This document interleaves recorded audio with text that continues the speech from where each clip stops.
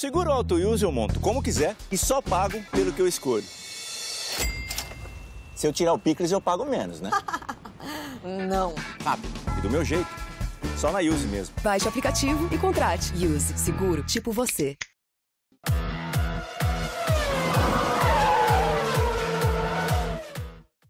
Salve pessoal, tudo bem? Estamos aqui para mais um GPS 10. Aproveitando o gancho que o Flávio Gomes fez num dos seus últimos vídeos, falando de Roberto Moreno, de Andréa Moda, de pré-classificação. Que época louca foi aquela, né? Os anos 80, o final dos anos 80, 1989 especificamente, 1990, 1991. Foram tempos em que muitas equipes de fundo de quintal tentaram a sorte na categoria porque houve uma mudança de regulamento.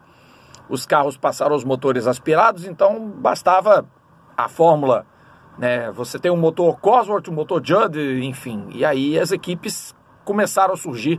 Times italianos, times, enfim, de vários países entraram na categoria. A Brabham, que estava fora desde o campeonato de 88, voltou em 89, liderada por um consórcio que tinha, entre outros, o Greg Norman. Voltou na pré-classificação, diga-se de passagem. Estava junto com a Scuderia Itália, com o Eurobrum, Coloni, enfim. E havia uma equipe que estava estreando, que era a Onyx. A Onyx Grand Prix foi uma equipe que começou na Fórmula 2, que passou pela Fórmula 3000, que experimentou o relativo sucesso. Um de seus sócios, chamado Mike Earle, o outro era Paul Shakespeare, e o desenhista do carro era um engenheiro chamado Alan Jenkins. O Alan Jenkins concebeu o primeiro carro do time, que tinha como pilotos o Bertrand Gachot, que era um apátrida, porque dizia que era belga, dizia que era francês, dizia que ele era de Luxemburgo, e ele corria com a bandeirinha da União Europeia. Depois, quando a União Europeia veio, nos anos 90, ele corria com a bandeirinha da União Europeia, mas a gente não sabia de certo qual era a nacionalidade do Gachot. E tinha o Stefan Johansson. O Gachot, para chegar à Fórmula 1, ele se valeu de um programa de captação de recursos, um cara que tinha um software que calculava a alta e a baixa da Bolsa de Valores na Europa. E esse cara era o Moneytron, o artista lá, o inventor do Moneytron, chamado Jean-Pierre Van Rossen.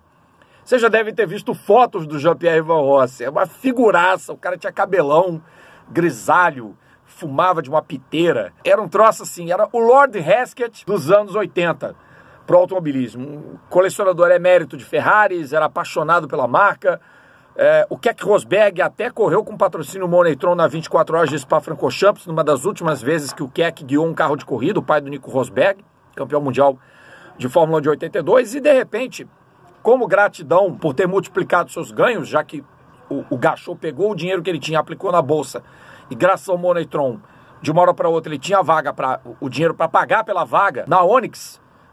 Ele levou o Jean-Pierre Van Rossen para conhecer o Paul Shakespeare e o Mike Earle, e do nada o Jean-Pierre Van Rossen gostou da brincadeira e falou: não, agora nós somos parceiros, e a Moneytron não só foi patrocinadora da equipe, como o Van Rossen se tornou sócio do time. E a Onyx começou de uma forma, assim, mambembe, né? O carro não andava, tinha problemas, não era o nível da Andréa Moda não, tá? Veio montadinho pro Brasil, mas não tinha quilometragem. O carro ficou pronto muito em cima da hora. E era um carro com soluções engenhosas, uma caixa de câmbio muito pequena, uma suspensão que tinha inovações e tal. Era um carro muito bem desenhadinho, para o padrão de um time que estava começando na Fórmula 1. E a equipe fez um shakedown no extinto cartódromo Macmundi aqui no Rio de Janeiro, porque não dava para fazer teste em nenhuma outra pista na pré-temporada. Eles não trouxeram o carro para andar em Jacarepaguá.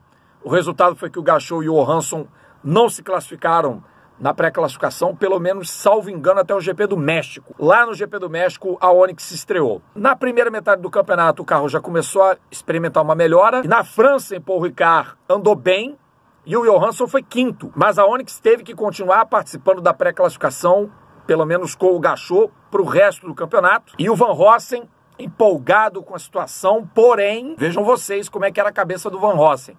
Pensando em contrato com a Porsche, não dava sinal de que ia voltar para a Fórmula 1, mas acabou voltando mesmo com a Footwork em 1991, ou seja, algum tempo depois dessa ideia mirabolante do Van Rossen, e o cara acompanhava de Gulfstream, de jatinho, um jatinho muito caro, né? Então, o Fausto do Van Rossen era um negócio muito sério, e o cara estava botando as asinhas de fora. Os planos eram fazer a Onyx uma equipe de ponta, as palavras do Van Rossen, em 2, 3 anos.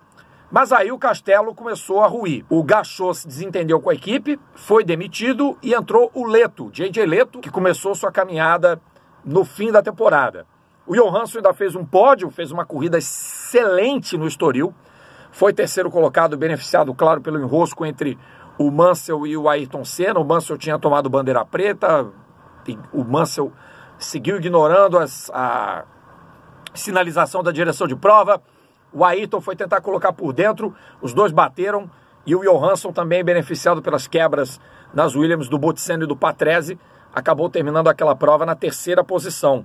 Corrida ganha, se não me engano, pelo Berger com Ferrari, com Prost em segundo e Johansson em terceiro, num pódio de uma equipe que vinha da pré-classificação. A Brabham também alcançou isso com o Stefano Modena no GP de Mônaco daquele campeonato de 89. Mas aí, o Van Rossem começou a também desistir um pouco do negócio. Ele se empolgou no primeiro momento, mas no segundo viu que o negócio ia demandar muito mais dinheiro do que ele previa, e aí a fonte secou. De uma hora para outra, a justiça começou também a cair em cima do Van Rossem, e o que ele fez? Ele vendeu a parte dele de sócio para um consórcio suíço que tinha entre os seus integrantes o Carl Foytek, que era o pai do Gregor A. Foytek, um piloto suíço extremamente rápido, porém muito estabanado, que causou um acidente que quase acabou com a carreira do Johnny Herbert na Fórmula 3000 e que estreara na Fórmula 1, ou melhor, tentara estrear na Fórmula 1 em 89 pela Eurobrum, sem nenhum sucesso. O Foytek fez as duas primeiras provas de 90 pela Brabham e depois foi para a Onyx. Durante o campeonato, mudou sua nomenclatura para a Onyx Monteverde, porque o outro sócio do Carl Foytek era o Peter Monteverde, de uma marca de carros fora de série. É como se a Aldo Autocapas, que fazia o Miura nos anos 80, fosse dona de um time de Fórmula 1.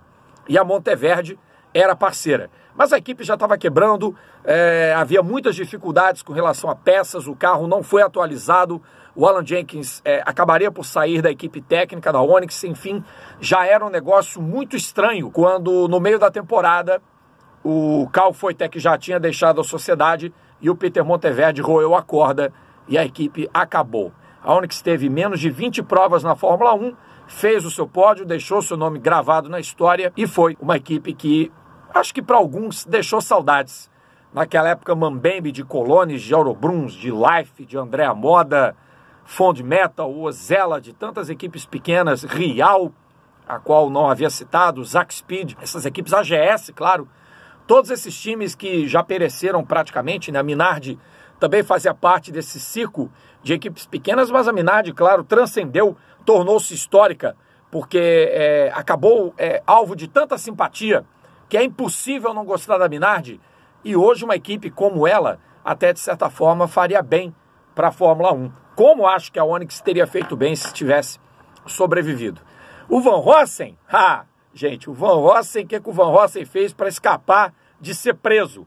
O Van Rossem criou um partido político de viés anarquista chamado Rossem. Era uma sigla que falava de reformistas, enfim. Está lá no meu blog, no epitáfio do Jean-Pierre Van Rossem, o significado dessa sigla do seu partido, que inclusive ganhou cadeiras no Senado do parlamento belga. O próprio Van Rossem foi senador e com imunidade parlamentar, logicamente ele escapou da cana. Mas depois que o mandato dele terminou, o Jean-Pierre Van Rossem foi preso. O antigo sócio da Onyx morreu no ano passado e quando houve uma cerimônia no parlamento belga, ele chegou e gritou "Viva a democracia!" ou troço parecido. O cara era uma figuraça. Aliás, precisamos de gente assim, não só na vida política, como também no próprio automobilismo. Pessoas que pensem fora da casinha. O Van Rossem pensava fora da casinha. Às vezes um tanto quanto de forma excêntrica, um tanto quanto folclórico, como foi o Rod Haskett também, como foi o Frank Ambrose. Mas o Frank Ambrose tem coisa muito pior envolvida. É papo para outro GP às 10. Tá certo, gente? Então, é isso aí. Foi o último GP às 10 de maio. Agora a frequência volta a ser quinzenal. Eu retorno na véspera das 24 horas de Le Mans. Vocês não pedem por esperar o que a gente vai falar no próximo vídeo. Combinado, galera? Grande abraço e até a próxima. Tchau!